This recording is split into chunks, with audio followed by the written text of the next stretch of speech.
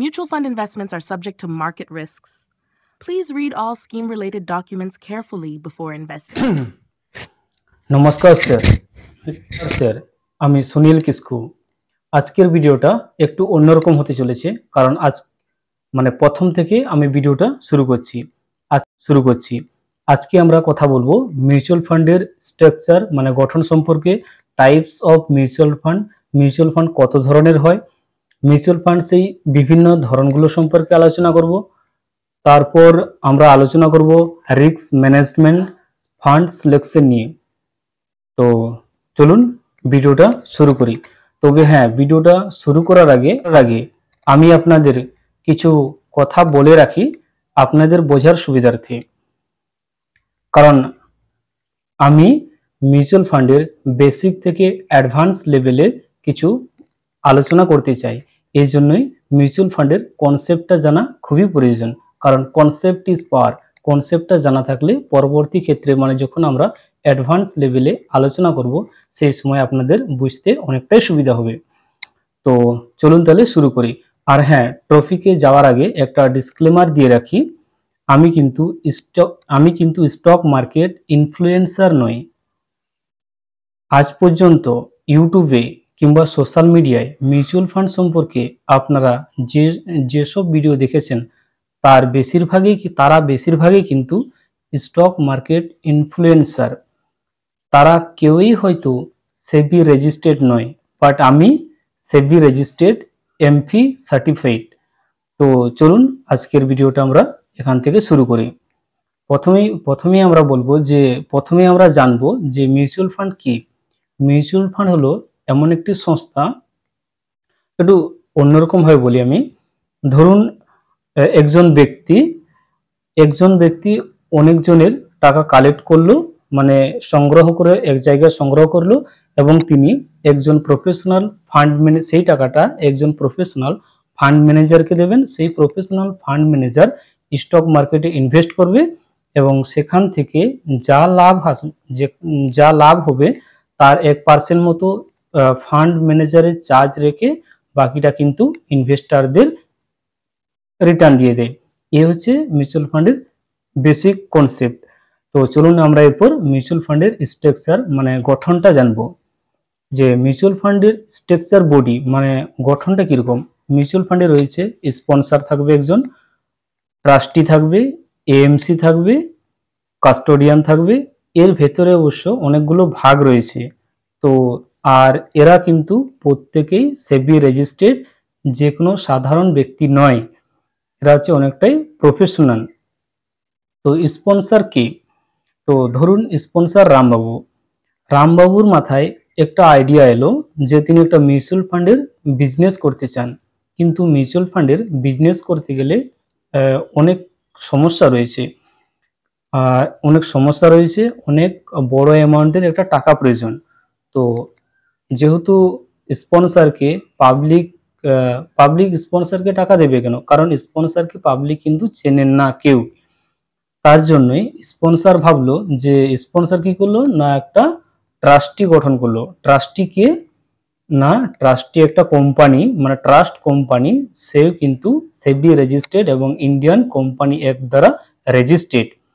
এই ট্রাস্টিকে পাবলিক অনেকেই বিশ্বাস করে, পাবলিকের বিশ্বাসযোগ্যতা একটা কোম্পানি, সে হচ্ছে ট্রাস্টি। স্পন্সর ট্রাস্টিকে বলবে যে দেখুন স্যার, না, ট্রাস্টি স্পন্সরকে বলবে যে স্যার আমি আপনার কি সাহায্য করতে পারি।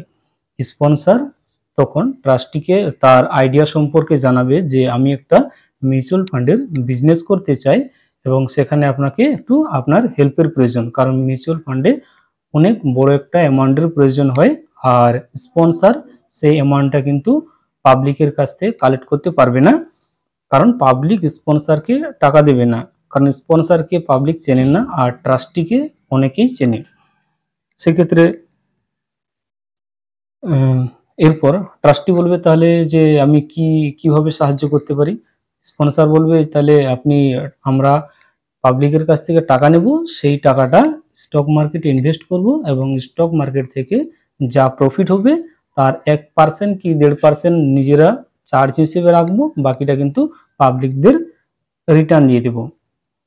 স্পন্সর ট্রাস্টি ভাবলো হ্যাঁ ঠিক আছে তাহলে, কিন্তু স্পন্সর দেখছে যে এখানে একটু সমস্যা রয়েছে, মানে মিউচুয়াল ফান্ড বিজনেসটা সত্যি একটা জটিল প্রসেস।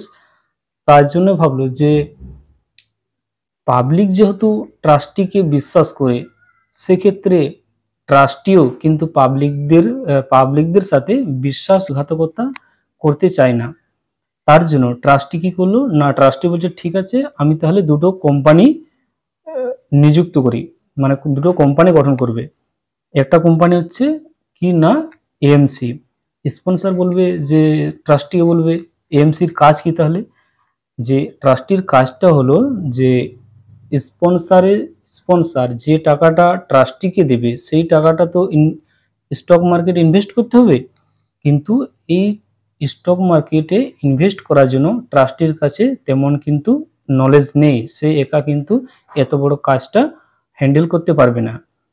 তার জন্যই সে কি করলো না একটা এএমসি বানালো।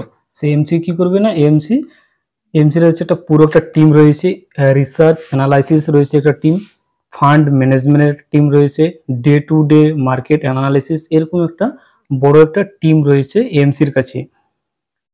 এই টিমগুলো কি করবে না, মার্কেটকে অ্যানালাইসিস করবে এবং সঠিক ফান্ড চুজ করবে ট্রাস্টির জন্য।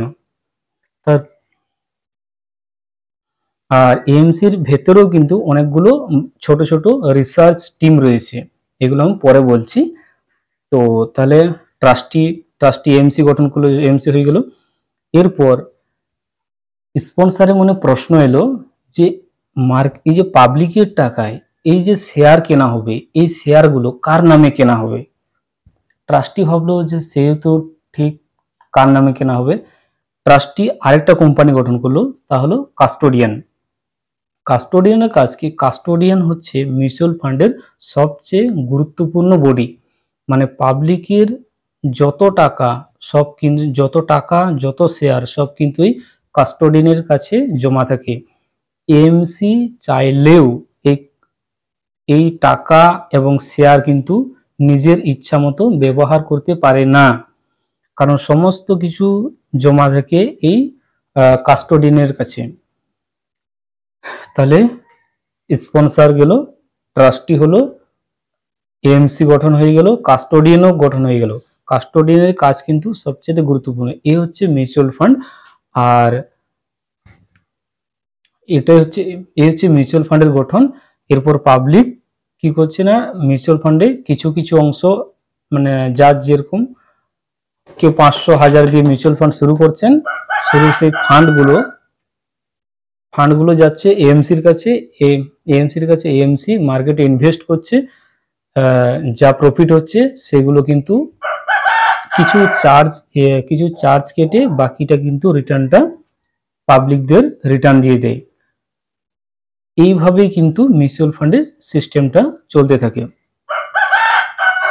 আমি জানি না যে ঠিক মতো বোঝাতে পারলাম কিনা, তো বোঝানোর চেষ্টা করলাম শুধুমাত্র।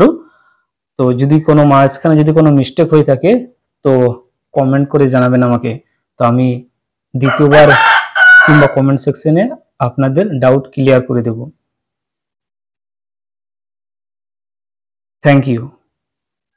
আর হ্যাঁ, ভিডিওটা ভালো লাগলে অবশ্যই লাইক কমেন্ট শেয়ার করতে একদমই ভুলবেন না। আর কোনো মিউচুয়াল ফান্ড সম্পর্কে যে কোনো সমস্যার জন্য আমাকে হোয়াটসঅ্যাপ কিংবা কল করতে পারেন। Thank you.